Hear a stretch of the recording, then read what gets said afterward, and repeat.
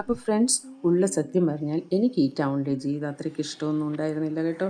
അതൊരു പക്ഷേ ഞാൻ ഗ്രാമീണ പശ്ചാത്തലമുള്ള ഒരാളായതുകൊണ്ടാവും. എന്നിരുന്നാലും ജീവിത സാഹചര്യങ്ങളൊക്കെ മാറി മറിഞ്ഞും വരുമ്പോൾ നമ്മൾ അതുമായിട്ട് പൊരുത്തപ്പെടണമല്ലോ.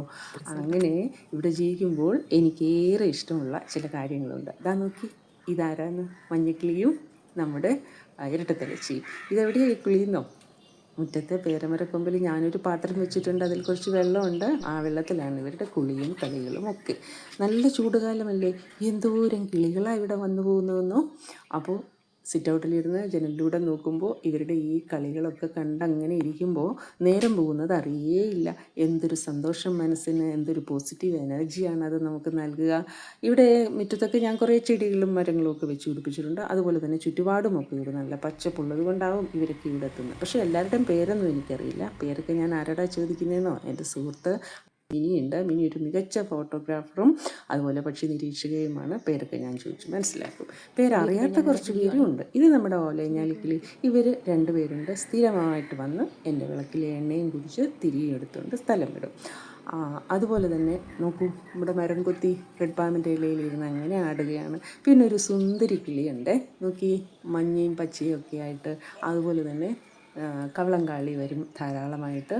പിന്നീട് നമുക്ക് കാണുന്നത് നോക്കി, ഇതൊരു റോബിനാണ്. ഇതിൻ്റെ ചിറക് നല്ല ഭംഗിയാണ്, കറുപ്പും വെള്ളയും ഇടകലർന്ന്. ഈ മഞ്ഞക്കിളികളോടാണ് എനിക്ക് കൂടുതൽ ഇഷ്ടം. ഈ ഓലഞ്ഞാലിക്കിളി ഇവരിങ്ങനെ എപ്പോഴും വരികയും വളരെ ഫ്രീ ആയിട്ട് ഇതിൽ നടക്കുകയൊക്കെ ചെയ്യാറുണ്ട്. പിന്നെ നോക്കിയാൽ നമ്മൾക്ക് ഇത് കാക്കത്തമ്പുരാട്ടിയാണ്. ഇവിടെ എവിടെയോ കാക്ക കൂട് വെച്ചിട്ടുണ്ട്, അതുകൊണ്ട് കുയിലും ഇഷ്ടംപോലെ വരാറുണ്ട്. ഈ കുയിലിൻ്റെ ആ ഒരു കുകൽ എത്ര ഭംഗിയാണ്, അത് കേട്ടിരിക്കാൻ തന്നെ. രാവിലെ തൊട്ട് ഇവരുടെ കലവിലെ ശബ്ദവും ബഹളവും ഒക്കെയാണ് ഈ പ്രദേശം മുഴുവൻ. ഇതൊരു ടൗണാണെന്ന് നമുക്ക് തോന്നുകയേയില്ല. ഇരട്ടത്തലച്ചി രണ്ട് തരത്തിലുള്ളത് വരും, ഇഷ്ടം പോലെ അതിനെ വന്നു പോകും.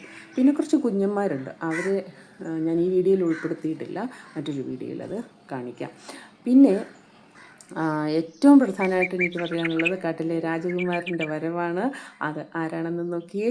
ഒരു പേടിയില്ലാതെ ഒരു സുപ്രഭാതത്തിൽ ഞങ്ങൾ കണ്ടതാണ് ഒരു മയിൽ. പേടിയില്ലാണ്ട് ഇങ്ങനെ മുറ്റത്ത് കയറി വരിക.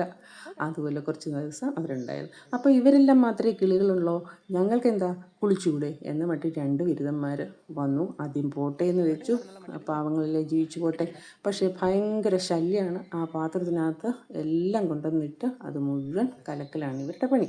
അപ്പോൾ ഇങ്ങനെ ഇവരുടെ ഈ കളിയും ചിരിയും കുളിയും ഒക്കെ കണ്ടിരിക്കുമ്പോൾ ഈ ടൗണിലെ ജീവിതം ആരാണ് ഇഷ്ടപ്പെടാത്തത്?